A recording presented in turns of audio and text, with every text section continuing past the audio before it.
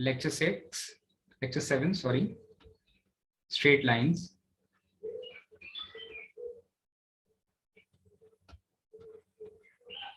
Okay, सो आज जो दो चीजें पढ़ी हमने थ्रू आयुष, उन दोनों फॉर्मूले को देख लेते हैं. सो एक फॉर्मूला था that was distance of a point from a straight line, distance of a point from a straight line. ठीक है, okay. So there was the straight line, ऐसी कोई स्ट्रेट लाइन थी और उस स्ट्रेट लाइन को हमने मान लिया था वो जनरल फॉर्म में. ठीक है, so let me consider the straight line as in fact lower case a x plus lower case b y plus c is equal to 0 भी ले सकते हैं. And any point which is not lying on the line is x1, y1. अगर वो line पे ही लाई करेगा तो of course distance 0 हो जाएगा. ओके, तो ठीक है, let this be my perpendicular, this be my perpendicular. Okay, fine, ठीक है. And this perpendicular distance was, जिसको हमने d बोला था, this perpendicular distance was magnitude of, we have to substitute this point in this equation. So ये हो गया ax1 plus by1 plus c divided by square root of a square plus b square. ठीक है, ये वाला पहला वाला formula पढ़ा हमने.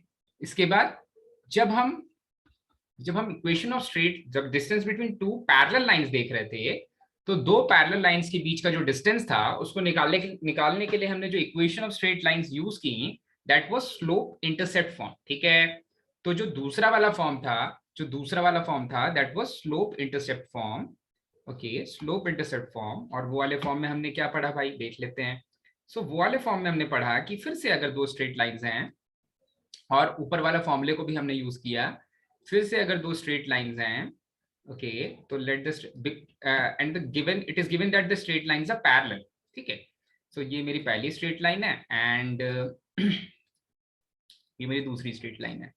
ठीक है, तो स्ट्रेट लाइंस पैरेलल हैं, पर्टिकुलरली ऑरिजिन से पास नहीं कराते हैं, थोड़ा सा दूसरा, हाँ ऐसी कुछ है स्ट्रेट लाइंस, ऐसी कुछ है. ठीक है, तो किसी एक स्ट्रेट लाइन में, और दोनों स्ट्रेट लाइंस का हमने नाम भी दे दिया ऑब्वियसली, हमने इनको स्लोप फॉर्म में रखा. तो this was y is equals to, पहले वाले का स्लोप और दूसरे वाले का स्लोप सेम था, तो m1x की जगह पर I should just write y is equals to mx plus पहले वाले का कोई दूसरा इंटरसेप्ट था y एक्सिस पर और दूसरे वाले का कुछ और इंटरसेप्ट था y एक्सिस पर. ठीक है, फिर आपने ये वाला पॉइंट निकाल लिया, ये वाला पॉइंट निकालने के लिए आपने y की वैल्यू को 0 कर दिया, ये वाला पॉइंट निकालने के लिए जब y की वैल्यू आपने 0 की तो x की वैल्यू आ गई थी minus of c2 bye m, या फिर लाइन उल्टा ले रहे होंगे तो minus of c1 bye m. ठीक है, फिर आपने ये वाला डिस्टेंस फॉर्मूले से निकाल लिया, ये वाला डिस्टेंस फॉर्मूले से निकाल लिया, और यहां से जो डिस्टेंस बिटवीन पैरेलल लाइंस आया, that distance was magnitude of difference of their intercepts divided by square root of 1 plus square of the slope का स्क्वायर. या फिर देखना, ये वाला सी और दूसरा वाला सी बिल्कुल डिफरेंट थे. ठीक है, यहां पर this is the difference of intercepts. But when I am writing this equation for distance in general form, जब मैं ऐसा कुछ लिखता हूं c1 minus c2 divided by square root of a square plus b square. ठीक है, c1 minus c2 divided by square root of a square plus b square. ये वाला चीज कैसी आती है, आपको समझ में आ गया? आपको कांस्टेंट जो इंटरसेप्ट्स है उनकी जगह पर पहले c1 अपॉन b और c2 अपॉन b वाली चीजें रखनी है. सो वो इंटरसेप्ट्स को मैंने कन्वर्ट कर दिया, ट्रांसफॉर्म कर दिया दोनों स्ट्रेट लाइंस को. ठीक है, अब जो ऊपर वाला c1 और c2 है, दे आर इंटरसेप्ट्स, पर यहां पर ये c1 और c2 इंटरसेप्ट्स नहीं है, यहां पर ये c1 और c2 इंटरसेप्ट्स नहीं है. ठीक है, अच्छा भाई, यहां पर ये c1 और c2 इंटरसेप्ट्स नहीं है, पर एक और चीज इंपॉर्टेंट होती है, जो हम स्ट्रेट लाइंस का डिस्टेंस निकालते हैं. हम जब दो स्ट्रेट लाइंस के बीच में डिस्टेंस निकालते हैं, let us take a question. अच्छा चलो, सो एक जनरल सा क्वेश्चन ले लेते हैं कि let the lines be these. ठीक है, एक लाइन है 3x plus 5y minus 5 is equals to 0. ठीक है, और दूसरी स्ट्रेट लाइन है माइनस 3x और थोड़ा सा और बड़ा ले लेते हैं, थोड़ा चेंज करके.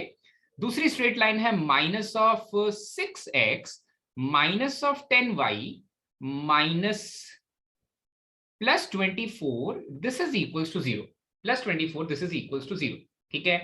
अब इन दोनों स्ट्रेट लाइंस के बीच में डिस्टेंस कैसे निकालना, सोचो तो, इन दोनों स्ट्रेट लाइंस के बीच में डिस्टेंस कैसे निकालेंगे। सो जो पहली चीज करते हैं, जो फर्स्ट स्टेप में हम करते हैं कि हम दोनों स्ट्रेट लाइंस को आइडेंटिकल बनाते हैं, मतलब कोफिशिएंट्स ऑफ एक्स और वाई को बिल्कुल सेम करना है, जैसे कि दोनों a x plus b y plus c और दोनों दूसरी वाली भी x plus b y plus c के फॉर्म में आ जाए, ठीक है।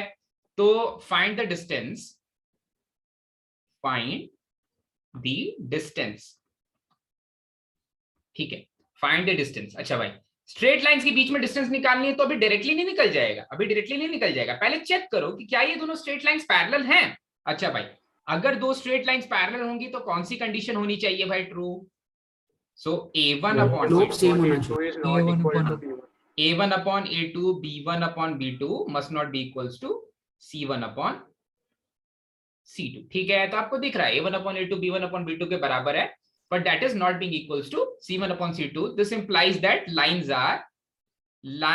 are parallel, ठीक है, lines are parallel, okay, ठीक है। अच्छा भाई, लाइंस तो पैरेलल हैं पर अभी लाइंस आइडेंटिकल नहीं है। जब दो लाइंस बिल्कुल आइडेंटिकल बिहेव करने लग जाए, ठीक है, ax plus b y plus c1 और sorry a1x plus b1y plus c1 और a2x plus b2y plus c2 में जब a1 upon a2 b1 upon b2 का रेशियो सेम हो जाता है तो पैरेलल हो जाती है। पर जब डिस्टेंस निकालते हैं ना तो हम उसको ax के फॉर्म में लिखते हैं और दूसरे वाले को भी ax के फॉर्म में लिखते हैं। मतलब मुझे ये वाली चीज दोनों लाइंस की सेम करनी है, ये वाली चीज दोनों लाइंस की सेम करनी है।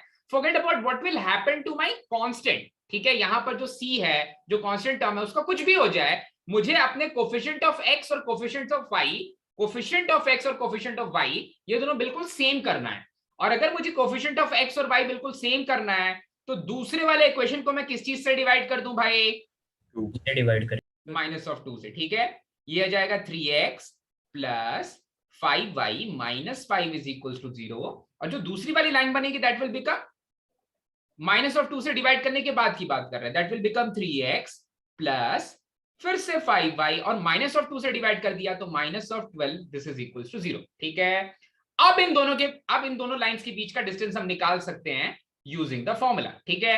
तो अब इन दोनों लाइंस के बीच का डिस्टेंस हो जाएगा d इज इक्वल टू, पहले तो चूज करो कौन सा वाला फॉर्म यूज होगा, ऊपर वाला या नीचे वाला भाई, नीचे वाला फॉर्म यूज होगा, ठीक है। स्टैंडर्ड फॉर्म में है, हाँ स्टैंडर्ड फॉर्म में। तो यहाँ पर c1 और c2 दोनों नेगेटिव हैं, चलेगा। c1 is negative of 5, c2 is negative of 12 divided by magnitude of, divided by square of the magnitude of a square plus b square, ठीक है। तो यहां से क्या मिल जाएगा 7, क्योंकि पॉजिटिव हो गया already, divided by this will give 34, square root of 34, ठीक है भाई। क्लियर हुआ कैसे निकालते हैं, लाइंस को आइडेंटिकल बना दो अगर a1 upon a2 is equals to b1 upon b2 not equals to c1 upon c2 आ जा रहा है, तो ठीक है, बिल्कुल क्लियर है भाई, एकदम अच्छे से समझ में आ गया, एकदम क्लियर हो गया। अब वो जो डिस्टेंस फॉर्मूला है उसके ऊपर बहुत ज्यादा क्वेश्चंस करने की जरूरत नहीं है, क्योंकि दैट इज बहुत obvious, that is very very obvious, ठीक है, very very obvious. You have to just substitute that point in that line and divide it by the square root of the respective coefficients of x and y, ठीक है। फिर भी एक शगुन के लिए एक क्वेश्चन तो करना बनता है, तो शगुन के लिए एक क्वेश्चन कर लेते हैं, ठीक है। I have a line y minus 17 is equals to 0, ठीक है, y minus 17 is equals to 0 and I have to find distance of 5,3 from, ये लाइन का नाम मैं ले लेता हूं L1, सो फ्रॉम L1 इस वाली लाइन से 5,3 का डिस्टेंस बताओ, ठीक है। तो आप सोचो तो, आपको तो x यहां दिख ही नहीं रहा है, किसी को x दिख रहा है क्या भाई, x तो दिख ही नहीं रहा है, तो क्या करना पड़ेगा 0 टाइम्स ऑफ x लेना पड़ेगा, ठीक है। लाइन को उसके स्टैंडर्ड फॉर्म में लेके डिस्टेंस फॉर्मूला लगा दो भाई, तो लाइन को उसके स्टैंडर्ड फॉर्म में मैं लिख रहा हूं, so 0 times of x plus 1 times of y minus of 17 this is being equals to 0, ठीक है। And what is my x1 y1, x1 is 5 and y1 is 3, x1 is 5 and y1 is 3, ठीक है। तो अब substitute करते हैं, ठीक है, अब सब्स्टिट्यूट करते हैं। So distance will be equals to magnitude of, ठीक है, ये x1 की जगह x1 की जगह x1 में यहां पर इस इक्वेशन में x की जगह x1 की वैल्यू रख दो, y की जगह y1 की वैल्यू रख दो। So 0 times of 5 plus 1 times of y minus of 17, in fact plus of negative of 17, ax plus by plus c का फॉर्म होता है। सो प्लस c की वैल्यू यहां पर नेगेटिव ऑफ 17 है, इसका magnitude divided by square root of a square plus b square, square root of a square that is 0 plus b square that is 1। ठीक है, तो यहां से मिल जाएगा 3 माइनस 17 दैट इज प्लस 14। ठीक है, और ऑब्वियसली आप उसको स्केच सर भी हम करोगे इसको ना। ऐसे भी देख सकते थे ना, सिर्फ y एक्सिस पे Y डिस्टेंस एक्सिस काउंट पे, होगा क्योंकि yes, sir, ये सही। पैरेलल है टू द x एक्सिस। बिल्कुल सही, बिल्कुल सही। ठीक है, मैं अभी केवल फॉर्मूला यूज करना सिखा रहा था। बिल्कुल सही, आप वही नेक्स्ट लाइन में बोलने वाला था कि आप ऐसे भी देख सकते थे 5,3 पे बैठा हुआ है और y is equals to something will be a line parallel to x axis. तो x एक्सिस पे इतनी ऊपर लाइन है और इतने ऊपर तक हम ऑलरेडी चले गए। ठीक है भाई, तो फिर कितना डिस्टेंस हो जाएगा। और इसी के साथ में हम बहुत एक इंपॉर्टेंट सी चीज डिस्कस करते हैं, जो अभी तक हमने बहुत सारी स्ट्रेट लाइंस डिस्कस तो कर ली, पर कुछ स्पेशल केसेस होती हैं स्ट्रेट लाइंस की। ठीक है, वो आप सभी जानते हो, पर हम उसे general equation of straight line से रिप्रेजेंट नहीं करते। ठीक है, वो होता है lines parallel to the axis. ठीक है, lines parallel to the axis. ठीक है, धीरे धीरे आगे बढ़ेंगे, बहुत सारा थ्योरी वाला पार्ट पढ़ना है। अरे क्या हो गया, lines parallel to the axis. ठीक है, मैंने आपको बताया था कि आप लाइन का स्लोप कुछ भी ले सकते हो, 90 डिग्री मत लो। ठीक है, इंक्लिनेशन कुछ भी, सॉरी स्लोप कुछ भी ले सकते हो, इन्फिनिटी मत लो, इंक्लिनेशन कुछ भी ले सकते हो, 90 डिग्री मत लो। ठीक है, क्यों नहीं लेते? क्योंकि हम स्पेशली लाइंस को अलग से डिफाइन करते हैं। अब आप बोलोगे सर इसमें क्या फर्क पड़ता है? आप तो बोल सकते हो लाइन को 90 डिग्री, यहां पर फर्क नहीं पड़ता। But when these equations occur in differential equations, जब एप्लीकेशन ऑफ डेरिवेटिव्स की बात होती है ना, तब कुछ लाइंस को मैं डिफरेंशिएट नहीं कर पाता। वहां पर स्लोप जब इंफिनिटी रह जाता है तो उसका सेकंड डेरिवेटिव नहीं निकाल पाते हैं। ठीक है, इसलिए हमने स्पेशली अलग से डिफाइन कर दिया है भाई वो लाइंस जो कोऑर्डिनेट एक्सिस के पैरेलल हैं। ठीक है, क्लियर हुआ भाई? आप बोल रहे हो, आप बोलोगे सर 90 डिग्री तो स्लोप है, ले सकते हैं स्लोप। अरे भैया जब सेकंड डेरिवेटिव निकालना होगा ना तो तोते उड़ जाएंगे। ठीक है, तोते उड़ जाएंगे। वहां पर डेरिवेटिव को डिफरेंशिएट करोगे, इंफिनिटी को डिफरेंशिएट करोगे, tan of infinity, tan of 90 को डिफरेंशिएट करोगे, कुछ नहीं मिलने वाला वहां पर। ठीक है, वहां पर ऑलरेडी गड़बड़ हो जाती है। तो हमने स्पेशली लाइंस को अलग से डिफाइन किया, where lines are parallel to axis। ठीक है, और कौन कौन से एक्सिस के पैरेलल है? दो ही तो केस बनेगा भाई, एक पैरेलल टू एक्स एक्सिस, दूसरा parallel to y axis. Already discuss कर चुके हैं, इसलिए थोड़ा जल्दी से कर लेते हैं।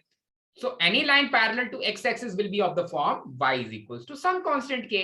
ठीक है, तो मैं ले लेता हूं ऐसा, if I am drawing a line parallel to x axis, कुछ ऐसा। ठीक है, ऐसा कुछ लाइन है that is passing through 0,15 0,15। so what is the equation of this line? किसी ने मुझसे पूछा what is the equation of this line? तो मतलब समझो भाई, जब मैं x की वैल्यू 1 रखता हूं, y का आउटपुट क्या आता है? 15 आता है। जब मैं x की वैल्यू 2 रखूंगा, y का आउटपुट आएगा तब भी 15। जब मैं x की वैल्यू 3 रखूंगा तब भी y का आउटपुट आएगा 15। मतलब हो क्या रहा है? यहां पर मैं x की वैल्यू कुछ भी रख रहा हूं, y का आउटपुट 15 ही आ रहा है। ऐसा क्यों हो रहा है? Sir there is no change in y with respect to x। हाँ, और कोई explanation? There is no rate of change in slope zero of y. हाँ, सो जब मैं general equation of straight line लूंगा, ax plus by plus c is equals to 0, a 0 हो जाएगा। हाँ, तो मैं अपने वेरिएबल को कभी 0 नहीं कर सकता। मैं x की अलग अलग वैल्यूज रख सकता हूं, so I can not make my variable as 0। तो मैं कौन सी चीज 0 कर दे रहा हूं यहां पर? जो x का कोफिशिएंट है, उस चीज को 0 कर दिया जा रहा है। ठीक है, सो x का कोफिशिएंट 0 कर दिया जा रहा है, इसलिए the equation of line will become b times of y plus c is equals to 0, और y is equals to minus c upon b, और y is equals to some constant. ठीक है, so any line parallel to x axis will always be of the form y is equals to constant। ठीक है, any line parallel to x axis has equation as y is equals to constant। अच्छा भाई, ये कहानी सभी को पहले पता थी, इसी का opposite any line parallel to y axis हो जाएगा। ठीक है, तो वो वाली चीज भी डिस्कस कर लेते हैं। हाँ भाई, ये वाली चीज तो क्लियर है, बहुत छोटी सी चीज है तो सभी को पता है। ठीक है, तो यहां पर हमने स्लोप वगैरह के बारे में बात नहीं की। ठीक है, स्पेशली एक केस डिस्कस कर लिया y is equal to constant वाला। ठीक है, अब वैसे ही आगे बढ़ते हैं और lines parallel to y axis की बात करते हैं। भाई ऐसा कोई कोऑर्डिनेट एक्सिस की बात कर रहे हैं, सो फिर से कोऑर्डिनेट एक्सिस पे फिर से एक पैरेलल लाइन आ रही है, but this time the line is being parallel to y axis. ठीक है, ऐसे कोई लाइन आ गई, ऐसी कोई लाइन आएगी तो आप फिर से सोचोगे कि अगर आप यहां पर y की वैल्यू 2 रखते हो, तब भी मान लो कि ये पास कर रही है 0, माइनस ऑफ 3, ये पास कर रही है माइनस ऑफ 3, 0 से। ओके, सो ये लाइन अगर पास कर रही है माइनस ऑफ 3, 0 से, तो आप y की कुछ भी वैल्यू रखो, y की वैल्यू 2 रखोगे, तो आउटपुट मिलेगा आपको माइनस ऑफ 3। y की वैल्यू 5 रखोगे तब भी आउटपुट मिलेगा माइनस ऑफ 3। y की वैल्यू 0 रखोगे तब भी आउटपुट मिलेगा माइनस ऑफ 3। इसका मतलब हो क्या रहा है कि ये जो इक्वेशन ऑफ स्ट्रेट लाइन है यहाँ पर, वो होनी चाहिए तो ऐसे कुछ ax plus by plus c is equal to 0, पर बार बार आप y की वैल्यूज चेंज कर रहे हो और कोई फर्क नहीं पड़ रहा है। इसका मतलब एक चीज यहाँ पर 0 है, यहाँ पर b 0 हो जा रहा है। ठीक है, तो यहाँ पर जो लाइन का इक्वेशन बन रहा है दैट इज ax, यहाँ पर b 0 हो जा रहा है, तो that equation will be of the form ax plus c is equal to 0 और x is equal to negative of c upon a और x is equal to some constant. ठीक है, तो लिख लो भाई, any line parallel to y axis is of the form x is equals to constant. Okay, x is equals to constant. ठीक है, तो ये चीजें तो आपको ऑलरेडी पता थी, पर हाँ आपको ये समझ में आ गया कि हम इसको स्लोप से नहीं रिप्रेजेंट करते हैं। ठीक है, अब हम थोड़ा सा आगे बढ़ेंगे लाइंस को पाने के दूसरे तरीकों के बारे में। ठीक है, how to define my lines in some other ways. ठीक है, तो उसमें उसी डायरेक्शन में जो पहला केस है that is intersection of two lines. ठीक है, बहुत छोटी सी चीज ऑलरेडी हमें आता है, इंटरसेक्शन ऑफ टू लाइंस।